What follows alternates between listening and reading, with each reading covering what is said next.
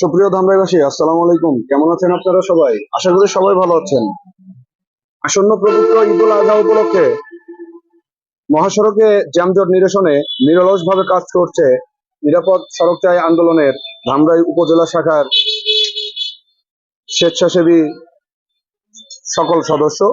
তারপরেও তাদের এই কষ্টের পরেও আসলে মহাসড়কে যানজট লেগেই আছে।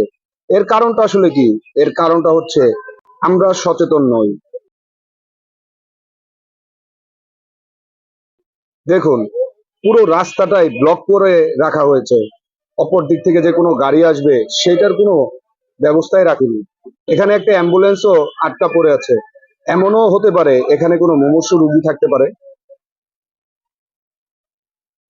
যাই হোক, নিরাপদ সড়ক চাইয়ের সংগঠনের সকলে মিলে রাস্তাটা ক্লিয়ার করার চেষ্টা করছে এবং কিছুক্ষণের ভিতরে হয়ে যাবে। সকাল থেকে ধামরাই উপজেলা শাখার সম্মানিত সভাপতি নাহিদ মিয়ার নেতৃত্বে সবাই অক্লান্ত পরিশ্রম করছে। এমনকি নাহিদ মিয়া নিজেও উপস্থিত। তারা লোকাল লেনটা ক্লিয়ার রেখেছে।